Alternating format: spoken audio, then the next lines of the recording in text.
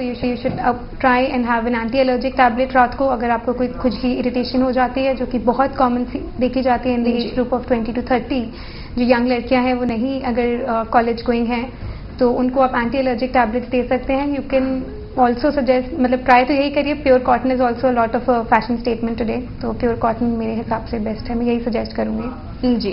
और हम ये देखते हैं कि जब मैरिड लेडीज होती हैं या जो बड़ी एज की लेडीज होती हैं वो अपनी स्किन का ज्यादा ख्याल नहीं रखती हैं कंपेयर टू 20 to 30 ईयर्स की जो गर्ल्स होते हैं उनके लिए आप क्या सजेस्ट करेंगे? घर पर ही अगर वो रह रही हैं, हाउस वाइफ्स हैं, तो उसके बीच में वो स्किन के लिए क्या क्या कर सकती हैं?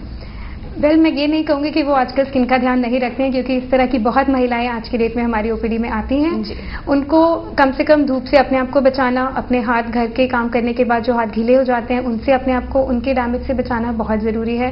They should use rubber gloves घर के काम करते हुए, क्योंकि मैंने हाथ के डैमेजेस, हाथ में नील फंगल इन्फेक्शन, हम पैरोनाइकिया कहते हैं यहाँ के इन्फेक्शन को, वो सब बहुत कॉमन होता है।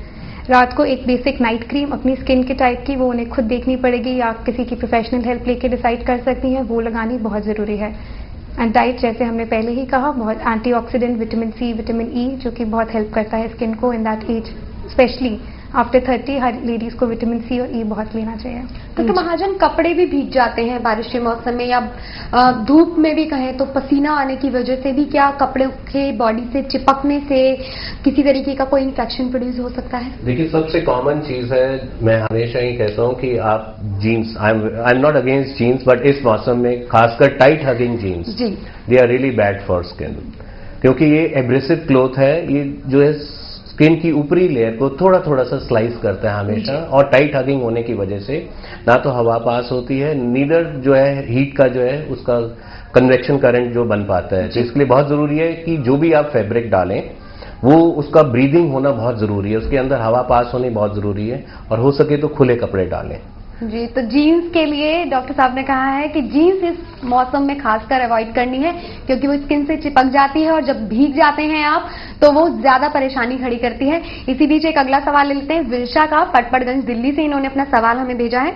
विल्शा का कहना है कि मेरे बाल काफी लंबे हैं जिन्हें रोज रोज धोना मुमकिन नहीं होता, लेकिन इन दिनों में सिर में ज्यादा पसीने आ रहे हैं और बाल भी काफी झड़ रहे हैं, सलाह दीजिए कि मैं क्या करूं?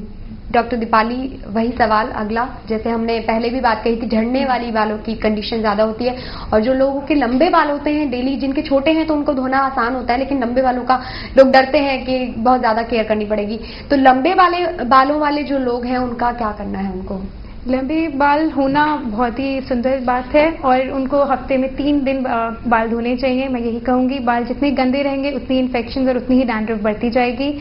और अगर वो सोच रही हैं बाल काटने के, तो this is the best time. 8 महीने में वापस ग्रो हो जाते हैं, जैसा हमारा हेयर साइकिल होता है। अगर कुछ इंचेस काट सकती हैं तो बहुत बढ़िया। अदरवाइज शैम्पू, एंटी डैंड्रफ जरूर यूज करें हफ्ते में 1 बारी, एंड ऑयल इस सीजन में अवॉइड करें। चलिए।